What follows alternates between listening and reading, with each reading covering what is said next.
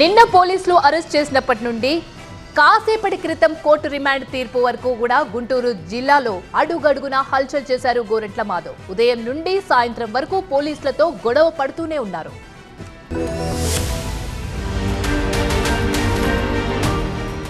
Arrest నుండి కోర్టులో హాజరుపరిచే వరకు రోజంతా హైడ్రామా క్రియేట్ చేశారు వైసీపీ మాజీ ఎంపీ గోరంట్ల మాధవ్. తమ విధులకు ఆటంకం కలిగించిన కేసులో గోరంట్ల సహా మొత్తం 6గురిని గురువారం అరెస్ట్ చేశారు పోలీసులు. నిందితులకు జీజీహెచ్ లో వైద్య పరీక్షల తర్వాత ఎస్పీ ఆఫీస్ కి తీసుకొచ్చారు. ముసుగు వేసి మీడియా ముందు ఉంచాలని ప్రయత్నించారు. అయితే పోలీసుల ప్రయత్నాన్ని తీవ్రంగా అడ్డుకున్న గోరంట్ల నేనేమైనా దోపిడీ దొంగనా, నాకే ముసుగు వేస్తారా అంటూ ఆగ్రహం వ్యక్తం చేశారు.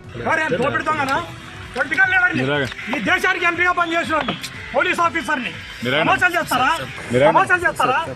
ముసుగుతో మీడియా ముందుకు వచ్చేందుకు గోరంట్ల నిరాకరించడంతో మిగిలిన 5గురు నిందితుల్ని మీడియా ముందు ప్రవేశపెట్టారు పోలీసులు.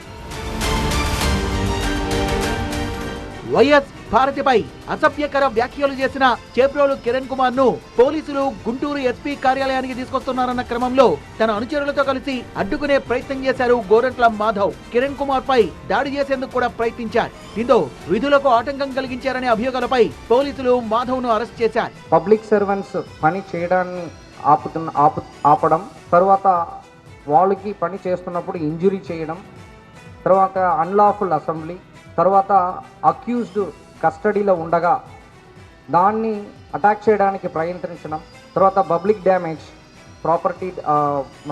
ప్రాపర్టీ డ్యామేజ్, ఇది అన్ని సెక్షన్ల కింద మన కేసు రిజిస్టర్ చేయడం జరిగింది. మీడియా సమావేశం తర్వాత నిందితుల్ని ఎస్పీ కార్యాలయం నుంచి గుంటూరు జిల్లా కోర్టుకు తరలించారు పోలీసులు. మాధవ్ ను కోర్టుకు తరలించడంతో మాజీ మంత్రులు అంబటి, పేర్ని నాని, మేరుగు నాగార్జునతో పాటు పెద్ద సంఖ్యలో అక్కడికి చేరుకున్నారు వైసీపీ నేతలు. క్రమంలో పోలీసులతో మరోసారి వైసీపీ నేతలు వాగ్వాదానికి దిగారు. You have not given single paper to the accused. According to law, you have to, before producing the accused, you have to give the FIR copy and everything.